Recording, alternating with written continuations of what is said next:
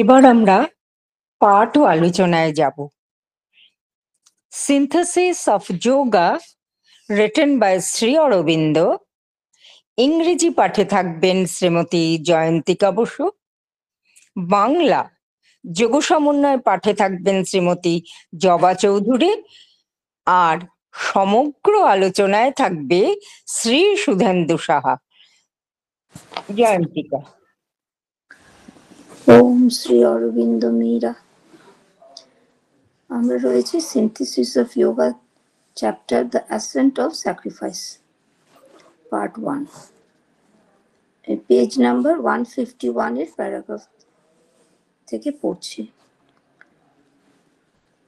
A wider formula has been provided by the secular mind of man, of which the basis is the ethical sense. For it distinguishes between the emotions sanctioned by the ethical sense and those that are egoistic and selfishly common and mundane.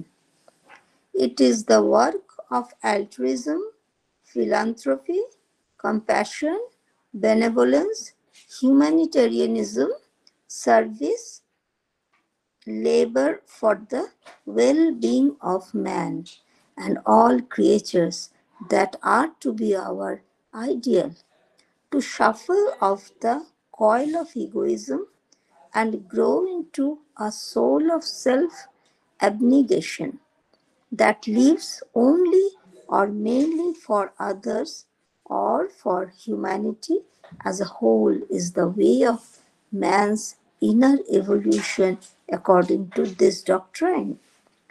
Or, if this is too secular and mental to satisfy the whole of our being, since there is a deeper religious and spiritual note there that is left out of account by the humanitarian formula, a religio-ethical foundation can be provided for it, and such was indeed its original basis. To the inner worship of the divine or the supreme by the devotion of the heart, or to the pursuit of the ineffable by the seeking of the highest knowledge, can be added a worship through altruistic work or a preparation through act of love, of benevolence, of service to mankind or to those around us. It is indeed by the religio-ethical sense that the law of universal goodwill or universal compassion or of love and service to the neighbor, the Vedantic, the Buddhistic and Christian ideal was created. Only by the sort of secular refrigeration extinguishing the fervor of the religious element in it could the humanitarian ideal disengage in itself and become the highest plane of a secular system of mental and moral ethics. For in the religious system, this law of works is a means that ceases when its object is accomplished or a side issue. It is a part of the cult by which one adores and seeks the divinity, or it is a penultimate step of the excision of self in the passage of nirvana. In the secular ideal, it is promoted into an object in itself. It becomes a sign of the moral perfection of the human being, or else it is a condition for the happier state of man upon earth, a better society, a more united life of the race. But none of these things satisfy the demand of the soul that is placed before us by the integral yoga. Java.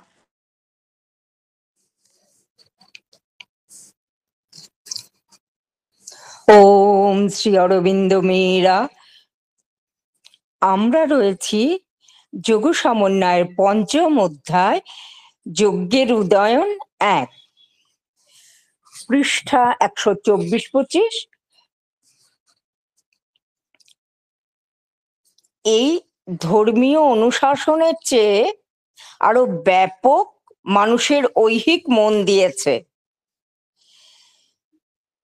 এর ভিত্তি নীতিবোধ, কেননা এটি যে পার্থক্য করে তার একদিকে আছে নীতিবোধের দ্বারা অনুমোদিত বিভিন্ন ভাবাবেগ ও অন্যদিকে সেই সব ভাবাবেগ যেগুলি অহমাত্মক ও স্বার্থপরতা দুষ্ট, সাধারণ ও পার্থিব।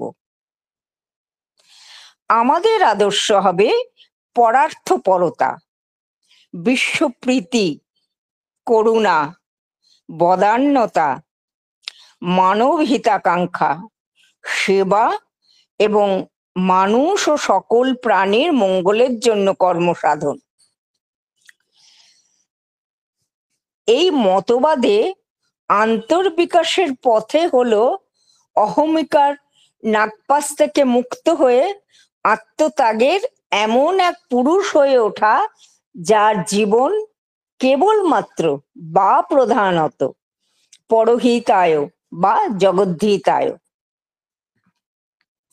অথবা যদি মনে হয় এ আদর্শ বড় বেশি ঐহিক ও মানসিক, আর তাতে আমাদের সমগ্র সত্তার তৃপ্তি হয় না, আর না হওয়ার কারণ এই যে আমাদের মধ্যে যে গভীরতর ধর্মীয় ও অধ্যাত্ম সুর আছে তা এই মানব সেবার সূত্রে গণ্য করা হয় না, তাহলে এই মতের ভিত্তি করা যেতে পারে ধর্মমূলক নীতিবোধ।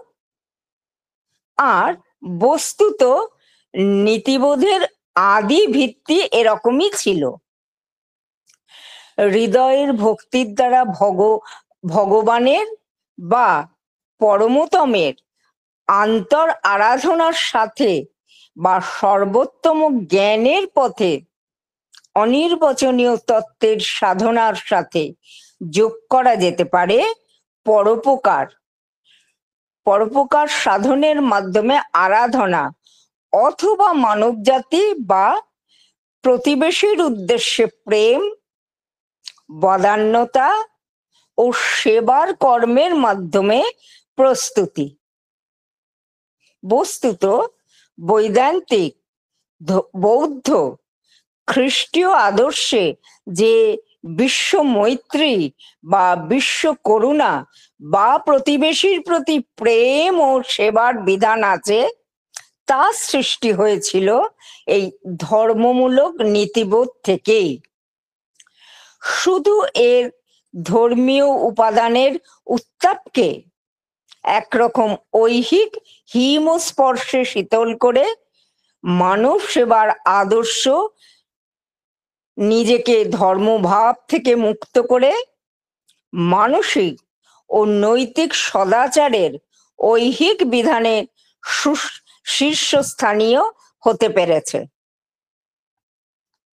কারণ ধর্মের ক্ষেত্রে কর্মের এই বিধান এক উপায় মাত্র, উদ্দেশ্য সিদ্ধ হলে তার আর প্রয়োজন থাকে না। অথবা এ হলো এক গৌণ বিষয়, যে ধর্মানুষ্ঠানে ভগবানকে পূজা ও অন্বেষণ করা হয় এটি তার অংশ বা নির্বাণের পথে আত্মবিলোপ সাধনের পূর্ববর্তী পদক্ষেপ। ঐহিক আদর্শে মানব সেবাকেই উদ্দেশ্য করে তোলা হয়েছে। এই হলো মানুষের নৈতিক চরমোৎকর্ষের নিদর্শন। আর না হয় এ হলো এক শর্ত বিশেষ যার জন্য জগতে মানুষের আরো সুখী হওয়া, আরো উন্নত সমাজ ব্যবস্থা জাতির আরো একতাবদ্ধ জীবন সম্ভব। কিন্তু পূর্ণ যোগে অন্তঃপুরুষের যে দাবি আমাদের সামনে রাখা হয় তা এইসবের কোনোটাতেই মেটে না। সুধেন্দু।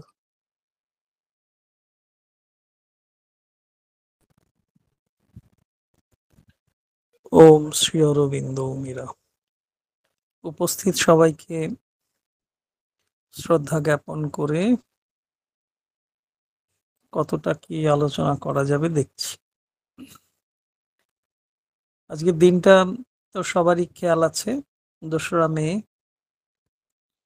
আজ থেকে 117 বছর আগে এই দিন ভোর 5টায় শ্রী অরবিন্দকে গ্রে স্ট্রিট থেকে গ্রেপ্তার করা হলো।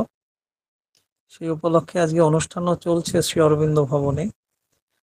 উত্তর কলকাতা সেন্টার তাদের বার্ষিক অনুষ্ঠান উদযাপন করছেন। সকালে ভোরে 5টার আগেই সেখানে যে সেই বাড়ি 48 নম্বর গ্রে স্ট্রিট, এখন শ্রী অরবিন্দ সরণি, শোভাবাজার সুতানুটি মেট্রো স্টেশন থেকে নেমে একটু পিছিয়ে এলেই সামনেই এখন golden statue of Shri Aurobindo হয়েছে সেখানে একটি। তো ওখানে ভোরবেলায় মাল্যদান করা হয়। সারাদিনই মোটামুটি অনুষ্ঠান চলছে। তো আজকের দিনটা আমাদের মিলে গেছে, ভালোই হয়েছে। সেই কৃগন সাহেবের কথা মনে পড়ছিল যে তুমি এত শিক্ষিত, তাই মাদুরে শুয়ে আছো। বলে আমার দেশমাতৃকা যেহেতু পরাধীন, তাহলে তুমি তাহলে যে বিপ্লব আন্দোলন করছো, তুমি তাহলে ধনী হতে চাও, বা এইরকম ধরনের কথা ছিল শ্রী অরবিন্দের সঙ্গে কৃগন সাহেবের একটা কথোপকথন। তো আমাদের দাবি অনেক কিছুই, অন্তঃপুরুষের দাবিও অনেক কিছু। আমাদের সামনে অন্তঃপুরুষ অনেক দাবি রেখেছেন। শ্রী অরবিন্দ সে অন্তঃপুরুষ সম্পর্কে অত্যন্ত সচেতন তখনই, 1908 সালের 2রা মে, তাই তিনি ওই কথা বলতে পেরেছিলেন। কিন্তু আমাদের সেই পথে কতটা কি পৌঁছতে পারছি, অন্তঃপুরুষের দাবি অনুযায়ী আমরা চলতে পারছি কিনা, তাতে অন্তঃপুরুষের চাহিদা বা দাবি মিটছে কিনা, যথেষ্ট বড় প্রশ্ন। 24শে এপ্রিল চলে গেল, আজকে 2রা মে, আবার আসছে 6ই মে শ্রী অরবিন্দের কারামুক্তি দিবস। সেদিনকেও শ্রী অরবিন্দ ভবনে নিখিলবঙ্গ শ্রী অরবিন্দ জন্মোৎসব কমিটি অনুষ্ঠান পালন করবেন আগামী মঙ্গলবার। 24শে এপ্রিল চলে গেল, গত সপ্তাহে তো অনেক অনুষ্ঠান হয়েছে, স্মরণ মনন করেছি। শ্রীমাকে স্থায়ীভাবে পন্ডিচেরি তথা ভারতবর্ষ তথা আমাদের হৃদয়ে পাকাপাকি ভাবে স্থায়ীভাবে আসন দেওয়ার চেষ্টা করেছি।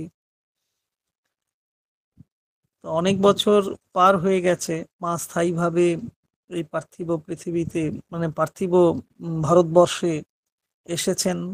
আমরা ধরে নেব আমাদের হৃদয়েও মাকে স্থায়ীভাবে স্থাপন করতে পেরেছি। তবু আমাদের মধ্যে নানা রকম ভীতি আছে, উত্তাপের ভীতি আছে, শৈত্যতার ভীতি আছে আছে বাহ্য উত্তাপ এবং তার নিদারুণ প্রতাপে আমরা ভীত, সন্ত্রস্ত এবং কিছু কিছু মাত্রায় হলেও দিশেহারা। উত্তাপ তো বিভিন্ন ভাবে আমাদের চরম তাপমাত্রা দান করছে, ফলে আমরা অনেকটা ক্ষেত্রেই দিশেহারা হয়ে পড়ছি, লক্ষ্যচ্যুত হয়ে পড়ছি। অন্তঃপুরুষের দাবি মেটাবো কি করে, বাহ্যিক ঐহিক ইহ সম্বন্ধীয় যে সেকুলারিজম, তাতেই তো আমরা বড় বেশি ব্যতিব্যস্ত হয়ে পড়ছি। তো যাই হোক, অনেক কারণ আছে, আমরা দিশেহারা হয়ে পড়ছি। কখনো কখনো হতাশা আসছে, বিশ্বস্ত হয়ে পড়ছি, পথ চলায় বিলম্ব ঘটছে, ভ্রান্তি ঘটছে। তা কারণ যদি থেকেই থাকে, কারণগুলো আমাদের চলার পথকে অনেকটাই বিলম্বিত করছে, বুঝতে পারছি। আবার নজর দিলে দেখা যাবে এই পথ চলার বিলম্ব যে হচ্ছে, সেই বিলম্ব হওয়ার পিছনে কারণ তো আছে। তো সেগুলোর নির্মাতা কারা, এটুকু যদি একটু পর্যবেক্ষণ করি, খুব আন্তরিকভাবে যদি দেখি, এই যে পথ চলায় বিলম্ব, আর এর পেছনে কিছু কারণ আছে, সে কারণের নির্মাতাও দেখা যাবে ঠিক আমরাই সেই নির্মাতা, যার ফলে আমাদের পথ চলা সুচারুভাবে হচ্ছে না, সৌষম্য বজায় থাকছে না পা ফেলায়, তার নির্মাতা আমরাই। সূচনাকালে আমরা ধর্মীয় অনুশাসন মেনে চলছিও। কিছু কিছু ক্ষেত্রে আমরা এগিয়েছি, নিশ্চয়ই এগিয়েছি। আবার খেয়াল করলে দেখব কিছু কিছু ক্ষেত্রে একেবারে পিছিয়ে না পড়লেও যেমন ছিলাম তেমনই অবস্থানে আছি, যে অবস্থানে ছিলাম সেখানেই আছি, খুব একটা অগ্রগতি বা প্রগতি হয়নি। কিছু কিছু ক্ষেত্রে এগিয়েছি, আবার কিছু কিছু ক্ষেত্রে নজজৌ নতস্থ, সেরকম একটা পজিশন আমাদের। নীতিবোধ এলো, সে সেই বলতে লাগলো এটা ভালো, ওটা ভালো নয়। ফলস্বরূপ কি না, ফলস্বরূপ আরো ব্যাপকতর সূত্র ধরে আমরা এগোতে লাগলাম। ওই যে নীতিবোধের ভালো মন্দের দিক নির্দেশনা, তার মধ্য দিয়ে চলতে গিয়ে আমার চলা আরো ব্যাপক হলো, বিস্তৃত হলো। সেই বিস্তৃতির সূত্র ধরে আমরা এগোতে শুরু করলাম। আবার চলতে চলতে ওই নীতিবোধ ধরে এগোতে গিয়েও দুটি দিক দেখতে পাচ্ছি আমরা, দেখা যাচ্ছে, কখনো স্পষ্ট কখনো অস্পষ্ট, তবে দেখা যাচ্ছে। একদিকে থাকছে এমন কিছু অনুভূতি, এমন কিছু ভাবাবেগ, যেগুলোকে নীতিবোধ সমর্থন করে, বেশ খানিকটাই সমর্থন করে। আবার তাহলে একদিকে দেখছি নীতিবোধ কি না সমর্থন করছে, এমন কিছু কিছু অনুভূতি এবং ভাবাবেগ আমাদের মধ্যে আসছে যা নীতিবোধ আমাদের সমর্থন করছে। আবার চলতে চলতে এর মধ্যে এমন কিছু দেখা গেল যেগুলো নীতিবোধ থেকেই তৈরি হয়েছে। একটা দিক দেখছি নীতিবোধ যাকে সমর্থন করতে পারছে, এমন কিছু অনুভূতি, এমন কিছু ভাবাবেগ আমাদের যাকে নীতিবোধ সমর্থন করছে। আবার তার পরবর্তী কাছে ধাপে গিয়ে দেখছি নীতিবোধ থেকেই কিছু কিছু বিষয় বেরিয়ে আসছে। তাহলে একটা অনুভূতি, একটা ভাবাবেগ এক জায়গায় এক স্তর পর্যন্ত নীতিবোধ তাকে সমর্থন করছে, তারপরে সেই নীতিবোধের সমর্থনের ওপরে নির্ভর করে আবার নতুন কিছু পন্থা বেরিয়ে আসছে। শ্রী অরবিন্দ খুব স্পষ্ট করে বলছেন, হয়তো বলতে পারছি না, আপনারা একটু পড়তে পড়তে দেখবেন স্পষ্ট হবে। একটু মেডিটেশন করলে, মা তো বলেছেন যে বিষয়টা পড়ছো তা নিয়ে যদি তুমি একটু একাগ্র হওয়ার চেষ্টা করো, দেখবে স্পষ্ট থেকে স্পষ্টতর একটা রূপ আসতে পারে। তো ওই যে নীতিবোধ থেকে কিছু কিছু বিষয় দেখা গেল তৈরি হয়েছে, সেখানে আবার গিয়ে দেখছি প্রথমে একটা কিছু বিষয়কে নীতিবোধ সমর্থন করছে, তারপরে নীতিবোধের উপর ভর করে কিছু কিছু বিষয় বেরিয়ে আসছে। কিন্তু মজা এবং ভয়ের যে নীতিবোধ থেকে যে বিষয়গুলো বেরিয়ে আসছে তার মধ্যে আমার দুর্বলতর অংশের, আমার সত্তার যে পিছিয়ে পড়া অংশ, সেই অহংকার, সেই স্বার্থপরতা, সেই পরশ্রীকাতরতাও কিছু কিছু যেন চলে আসছে, তার মধ্যে লেগে থাকছে, সম্পৃক্ত হয়ে থাকছে। তাহলে নীতিবোধের মধ্য থেকেও বেরিয়ে আসছি আমরা, অথচ তার মধ্যেও আমার ক্ষুদ্র অহংকার, স্বার্থপরতা, পরশ্রীকাতরতা, হিংসা, দেশ এগুলো সম্পৃক্ত হয়ে আছে। আরে এ তো মহা মুশকিল। অর্থাৎ সেগুলো পার্থিব মানুষের খুব পরিচিত বিষয়। ওই যে নীতিবোধের থেকেও কিছু বিষয় বেরিয়ে আসছে, তার মধ্যে আমার অহংকার যেহেতু লেগে আছে, স্বার্থপরতা রয়েছে, তাহলে এই যে অহংকার, স্বার্থপরতা, এগুলো পার্থিব মানুষের খুব পরিচিত বিষয়। তাহলে নীতিবোধের মধ্য থেকে বেরিয়ে এসেও পার্থিব বিষয় থেকে আমি বেরোতে পারছি না।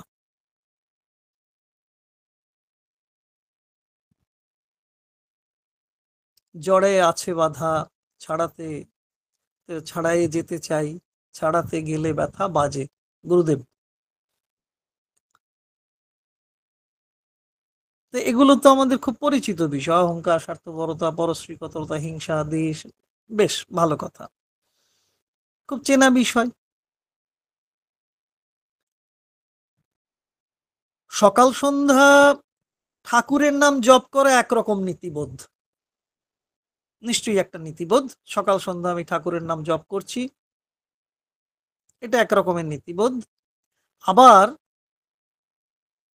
খুব প্রত্যক্ষ অভিজ্ঞতায় দেখেছি, আমি আমাদের গ্রাম জীবনে এগুলো ফেস করেছি, যে এরকম, যদি এরকম করে বলি, যে জমি ভাগাভাগির সময় যে লাঠালাঠি করার মধ্যেও একরকম নীতিবোধ দেখা যায়।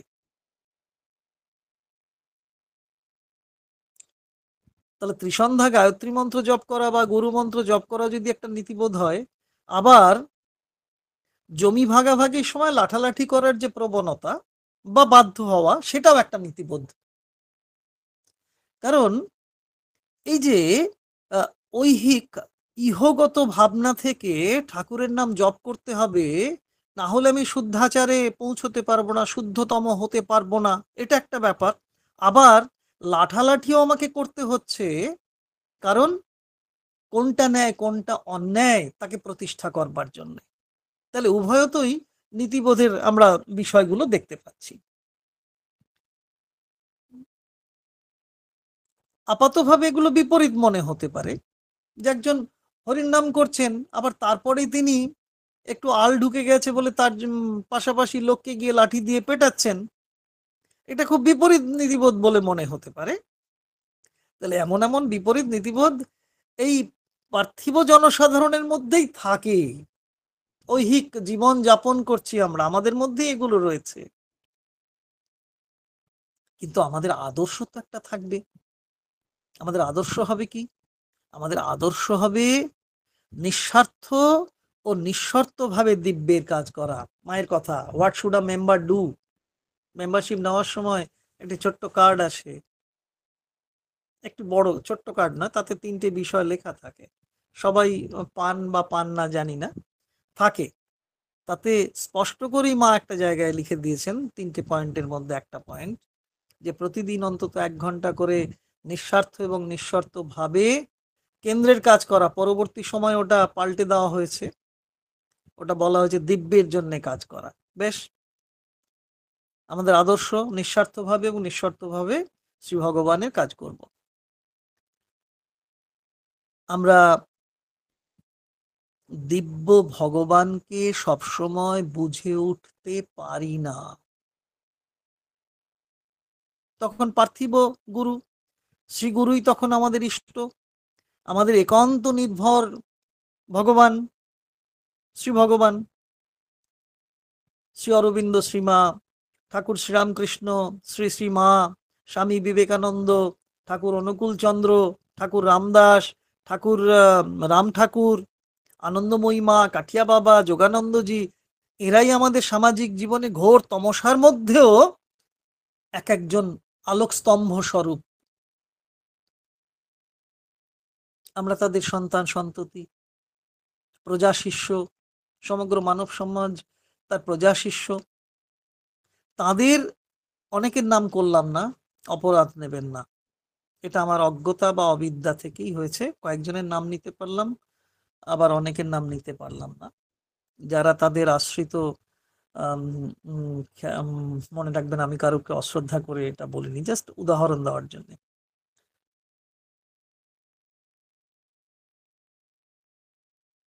তাদের সকলকে ভালোবেসে তাদের কল্যাণের জন্য কাজ করা আমাদের লক্ষ্য। পার্থিব গুরু যদি হন, তাকে ভালোবাসবো তার কল্যাণের জন্যে। তার কল্যাণ মানে তার এই মানব সমাজ তো তাদেরই সন্তান সন্ততি, প্রজা শিষ্য, তাহলে তাদেরও কল্যাণ হবে, এটা আমাদের লক্ষ্য থাকবে, আমাদের আদর্শ হবে। আর কি আমাদের আদর্শ হবে? কি না, আত্মস্বার্থ নয়, আমাদের আদর্শ হবে পরের কল্যাণ, পরার্থে জীবন যাপন করা। খুব কঠিন, এটা বলা সোজা, করাটা খুব কঠিন, খুব কঠিন। লোকে ব্যঙ্গ করবে বললে, তবু বলি, পরার্থেই জীবন যাপন করা, এটা আমাদের আদর্শ হওয়া উচিত। হ্যাঁ, কেউ কেউ যে করেন না তা নয়, অনেকেই করেন, আমরা বুঝে উঠতে পারি না। এই বিশ্বে বসবাসকারী সকলের প্রীতির জন্য, মঙ্গলের জন্য কাজ করা আমাদের আদর্শ। খুব ভালো কথা, শুনতে খুব ভালো লাগবে।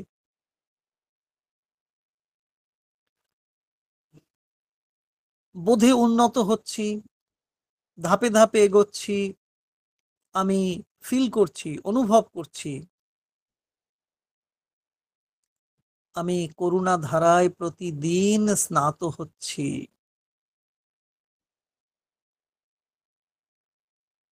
আর কি, আর যখনই করুণা ধারায় প্রতিদিন স্নাত হচ্ছি আমি, এই অনুভূতি আসছে, তখনই পরমের কথা, পরমের অভিব্যক্তি, তার প্রকাশ আমার কাজের মধ্য দিয়েই অন্যকে জানিয়ে দেওয়া হচ্ছে।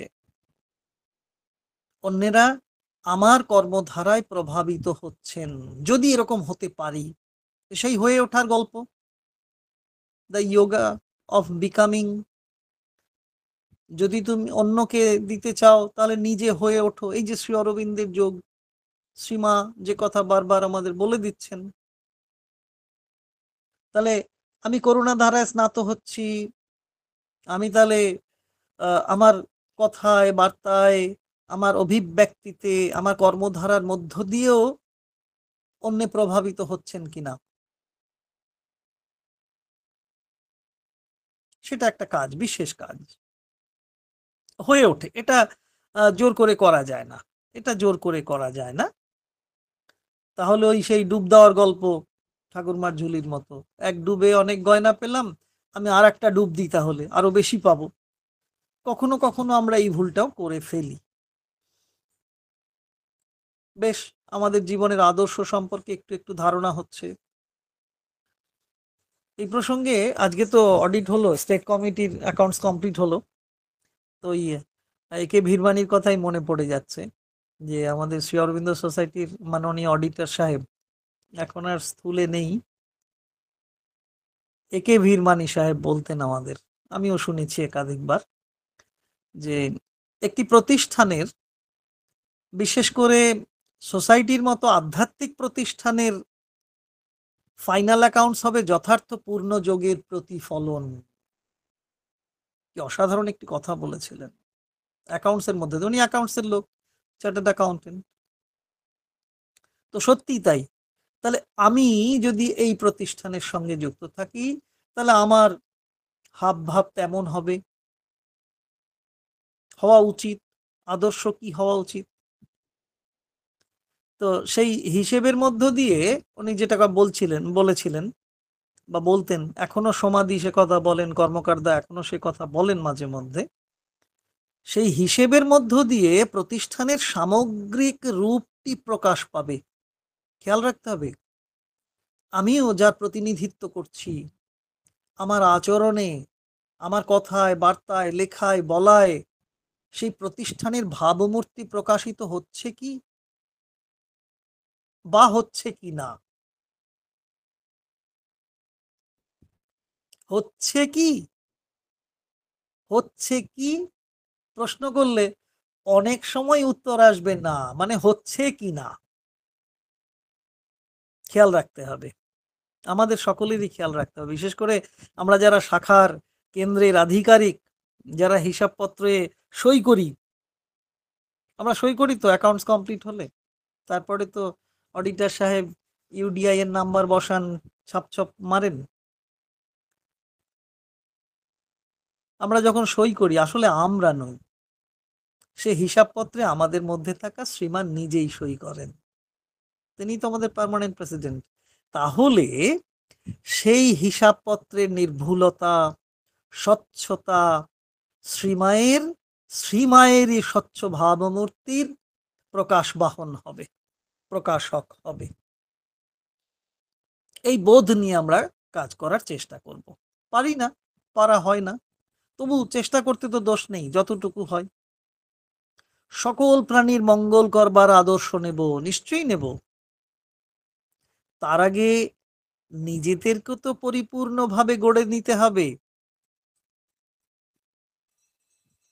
ঘন্টি বেজে গেছে। মহান আদর্শকে মহান আদর্শকে জীবনের ব্রত হিসেবে নিতে গিয়েও আমরা সবসময় পেরে উঠি না। ইচ্ছে থাকে, কারণ ভিতরে ভিতরে তোমার সেই অন্তর্পুরুষের, চৈত্য পুরুষের একটা দাবি আছে। মাঝে মাঝে তব দেখা পাই, তার সাড়া তো পাই। সেই সাক্ষী পুরুষ আমাকে দেখে যাচ্ছেন এবং কিছু কিছু নির্দেশনা তো দিচ্ছেন, গাইড করছেন। সবসময় বুঝে উঠতে পারি না, কিন্তু আদর্শর প্রতি আমার একটা সহজাত প্রবণতা থাকে।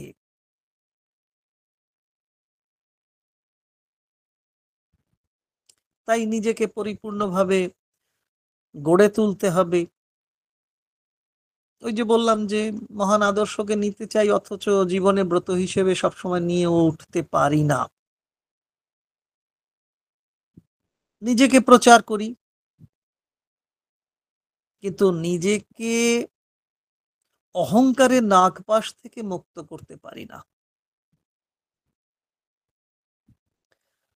অহংকারের ফিক্সড ডিপোজিট অ্যামাউন্ট যার যত বেশি থাকে, অহংকারের ফিক্সড ডিপোজিট অ্যামাউন্ট, হ্যাঁ এরকমই বললাম, যার যত বেশি থাকে তার পক্ষে আত্মত্যাগ করা তত বেশি সম্ভব হয় না, দুরূহ হয়ে পড়ে। সে তো আত্মকেন্দ্রিক তখন। পরহিতায়, অর্থাৎ পরের কল্যাণ করা, বা জগদ্ধিতায়, জগতের কল্যাণ করা মোটেই তার পক্ষে আর সম্ভব হয় না। কিন্তু কিন্তু আদর্শ পালন না করলে শ্রী অরবিন্দের পথে আছি বা মায়ের পথে আছি কথা কি বলা যায়? হ্যাঁ, বলা তো যায়। আমাদের অন্ধ দেহ, প্রাণ, মন, প্রকৃতির মধ্যেও তিনি কখনো কখনো ঢুকে পড়তে পারেন। আমার দেহের অন্ধতা আছে, আমার প্রাণের অন্ধতা আছে, মনের বা সমগ্র প্রকৃতির মধ্যেও কিছু আমার অন্ধতা রয়েছে, তার মধ্যেও তিনি তো রয়েছেন, তিনি ঢুকে পড়ছেন, তিনি আছেন। তার দেশনা সবসময় চলছে। আমার অন্ধতার জন্য, অজ্ঞতার জন্য হয়তো তাকে সবসময় বুঝে উঠতে পারছি না। এটাই সবচেয়ে বড় প্রমাণ যে তিনি আছেন, তার উপস্থিতি আছে। আর তাতেই প্রমাণ হয় একদিন আসবে, সকল অন্ধকার মোচিত হয়ে যাবে। অন্ধকার, মায়ের কথাই, আলোকে রূপান্তরিত হতে পারবে। এই আশ্বাসবাণী, এই বড় আশ্বাসবাণী মনে রেখেও আমাদের পথ চলা হয়। আবার পথ চলতে চলতে আম, নানা রকমের প্রলোভন নামক সুর এসে দোকান ভরিয়ে দেয়, তাই ভুলে যাই। আদর্শ যত বড়ই হোক না কেন, সবাইকে নিয়ে চলা, সবার মতে সহমত দেওয়ার মতো একটা নিদারুণ প্রবণতা আমাদের মধ্যে আছে। প্রকাশ্যে না হলেও ভিতরে ভিতরে বিরোধিতা থাকে। ওপরে সবার সঙ্গে মানিয়ে চলার চেষ্টা করি, কিন্তু ভিতরে ভিতরে কিছু বিরোধিতা থাকে। তবে বুদ্ধিমান মানব সম্প্রদায় সব বিরোধিতাকে সবার সামনে প্রকাশ করেন না। মানিয়ে চলতে গিয়ে আদর্শকেও সবার সামনে তুলে ধরা যায় না। তার পিছনে অনেক কারণ আছে। মন ব্যথা পায়, কষ্ট পায়, অথচ মুখ ফুটে কিছু বলতে পারে না। এতে করে কি হয়? এতে করে আমাদের সমগ্র সত্তায় তৃপ্তি আসে না। অথচ আমাদের মধ্যে তো সেই গভীরতর ধর্মীয় এবং অধ্যাত্ম সুর রয়েছে। সেই ধর্মীয় ও অধ্যাত্ম সুর ভিতরে ভিতরে সবার মধ্যেই আছে। আমরা এটা মেনে নিচ্ছি। কিন্তু মজা হচ্ছে কোথায়? মজা হচ্ছে সেখানে যেখানে সেই ধর্মীয় অধ্যাত্ম মতকে বা বাদকে খুব একটা গুরুত্ব দেওয়া হয় না। তার বদলে দেখা যায় কি? তার বদলে দেখা যায় উম প্রচার সর্বস্ব, দান খয়রাতের, মানবিক সেবা কার্যের মধ্যেই আমরা বেশি জড়িয়ে পড়ি।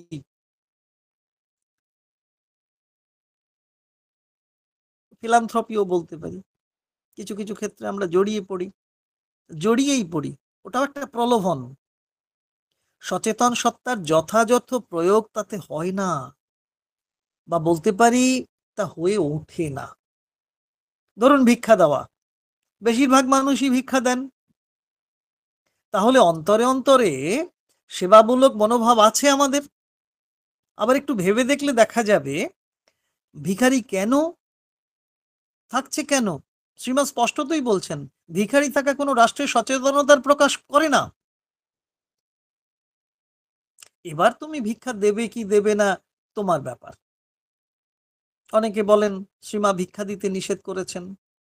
আসলে তিনি আমাদের ভিতর সত্তার মর্যাদা রাখতে বলেছেন। কাকে দিচ্ছি, কেন দিচ্ছি? আমরা বড়জোর কি বলবো, আমরা বড়জোর ধর্মমূলক এক নীতিবোধ নিয়ে চলার চেষ্টা করি মাত্র। এই ধর্মমূলক নীতিবোধকে ভিত্তি করে আমাদের পথ চলা, সেভাবেই এগোতে থাকি। এক ঐতিহাসিক ধারাক্রমের কথা বলে চলেছেন যেন শ্রী অরবিন্দ এরকম জায়গাগুলোতে। কত বছর আগে, 104 বছর, 104-5 বছর আগেই তো, বা আরো বেশিও হতে পারে। 21 কমপ্লিট হলো যোগ সমন্বয় লেখা, 21 জানুয়ারি মাসে আর্য লেখা শেষ হলো। তো যদি সেরকমই ধরি, যে কথা শ্রী অরবিন্দ লিখছেন সেটা আজও যেন তার মর্মবাণী পূর্ণ অর্থে বুঝে ওঠা হয়নি আমাদের। তাই তো পড়তে হচ্ছে, প্রাসঙ্গিক কিছু আলোচনা করতে হচ্ছে, করার চেষ্টা করা হচ্ছে। কিন্তু তাও কি তার সব কথা বুঝে উঠতে পারছি আমরা, ব্যাখ্যা করতে পারছি? নিজেই নিজেকে চিনে উঠতে পারছি না। তবু বলে চলি, যেমন করে পরের উপকার করার মধ্য দিয়ে আরাধনা, এই যে বিষয়টা, সেও এক আরাধনা। পরের উপকারের মধ্য দিয়ে আরাধনা, সেও এক রকমের আরাধনা। তবে ধর্মমূলক নীতিবোধ থেকে এই যে দশের সেবা, দেশের সেবা, লাভ দ্য নেইবার, প্রতিবেশীকে ভালোবাসা, এই বোধগুলো আসে ধর্মমূলক নীতিবোধ থেকেই এগুলো আসে। সেই সঙ্গে সঙ্গে চলতে থাকে হৃদয়ের ভক্তি দিয়ে পরমময়ের আরাধনা। একই সঙ্গে সেটা করতে পারা খুবই মঙ্গলজনক। উচ্চকোটির সাধক সাধিকা তাই করে চলেন। আবার এতে বিপত্তিও আছে। পরোপকার একরকম নেশা হয়ে যায়, নিজেকে প্রচার করার প্রবণতা আসে। সবাই কি আর সেই রাবীন্দ্রিক ভাবনায় বলতে পারেন বা গাইতে পারেন, নিজেরে যেন না করি প্রচার, পেরে উঠি না, বরং প্রচারের দিকেই আমাদের নজরটা বেশি। তাই তো যে কোনো দানের ব্যাপারেই দেখবেন যে ছবি তোলার জন্য আরেকজনকে ক্যামেরা দিয়ে রাখা হয়, এবং দেওয়ার দিকে নজর না থেকে ওই ক্যামেরার দিকেই নজরটা বেশি থাকে। আর এখন মুখমণ্ডল পুস্তক তো আছেই, সেবা কার্যের প্রচারটা আগেই সেবা মুখমণ্ডল পুস্তক থেকেই হয়। তো যাকে সে হতেই পারে, হচ্ছেও। তাই পরমময় শ্রী ভগবানের প্রতিরূপ হিসেবে যদি আমরা মানব সেবা ধরি, জীব সেবা ধরি, সেগুলো করতে গিয়ে একসময় বাহ্যিক প্রচারের আলো এসে পড়ে আমাদের জীবনে। ওই যে সেই কথা, যোগের কথা, সম্রাটের ভূমিকায় অভিনয় করতে করতে কখন যেন নিজের অজান্তে নিজেকেই সম্রাট বলে মনে করে ফেলি। হয়, এরকম তো হয়। শিবজ্ঞানে জীবসেবা দিয়ে শুরু করে ভ্রান্তি এসে গেল। যদি শিবজ্ঞানে জীবসেবা করতে গিয়েও যদি ভ্রান্তি আসে, ভুল হয়, সেটা তো বিপদ ডেকে আনে। নিঃস্বার্থ প্রবণতা দূরে সরে গিয়ে তখন এসে পড়ে একান্ত স্বার্থবোধ। শর্তহীনতা সরে গিয়ে আসে শর্তবোধ। এখন পুজো বেড়েছে, দেখছি তো, ধর্মযাপনের মধ্য দিয়ে শুদ্ধি আসে, এটা আমরা জানি। নিষ্ঠার গভীরতা বাড়ে, জানি। সব ক্ষেত্রে তা হয় কি, হয়ে ওঠে না। এখন ধর্মের বিতর্কমূলক হয়ে যাবে। এখন ধর্মের আভ্যন্তরীণ শর্ত নিজেকে শুদ্ধ করার বদলে এসেছে সামাজিক উৎসব পালনের ধারণা, এবং তা বেড়েই চলেছে। পরস্পরের মধ্যে ভেদ ঘোচানোর জায়গায় এখন ভেদ বাড়ছে। পুজো যত বাড়ছে, ঐক্য না বেড়ে সেখানে অনৈক্যই বাড়ছে। আমাদেরই সেগুলো ভাবতে হবে। দেবদেবীর পুজো করতে গিয়ে অপদেবতার পুজো করছি কিনা। মাকে স্থায়ীভাবে প্রতিষ্ঠা করতে যদি চাই, সেই মন্দিরটিকেও তো পরিষ্কার পরিচ্ছন্ন করে রাখতে হবে। আর তা না হলে মায়ের ঘরে বেড়ে ওঠা মাকড়সাই পুজো পাবে, অপদেবতার পুজো। মায়ের লেখা পরবর্তীকালে আমরা সে লেখা অন্যান্য মাধ্যমেও পেয়েছি, অপদেবতার পুজো। আর যখনই আমরা ওই মন্দিরের মাকড়সা পুজো পাচ্ছে, সঙ্গে সঙ্গে আমার ভেতরের অসুরবোধও বেড়ে উঠতে থাকছে। নিজেকে খুশি করতে পারলেই পরম সিদ্ধি তখন।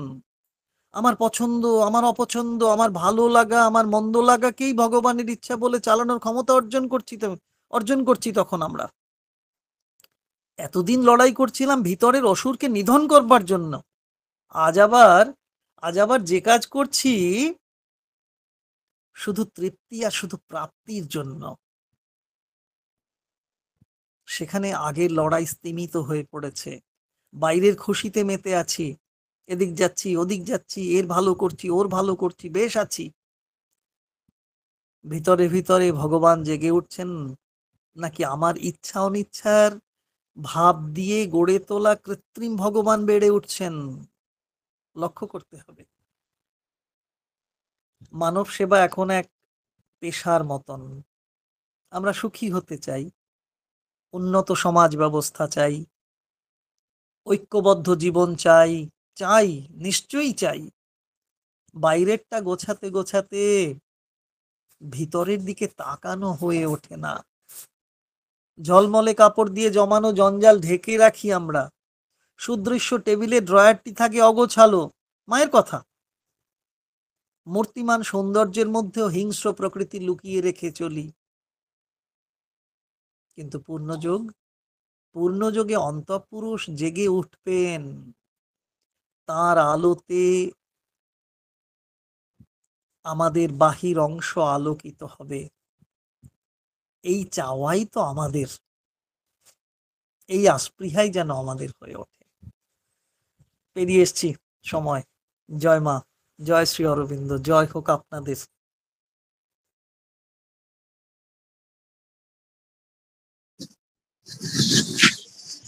শ্রী মা ও শ্রী অরবিন্দের চরণে প্রণাম ও কৃতজ্ঞতা জানিয়ে আজকের সান্ধ্য অধিবেশনে এখানেই আমি ইতি টানছি। আগামী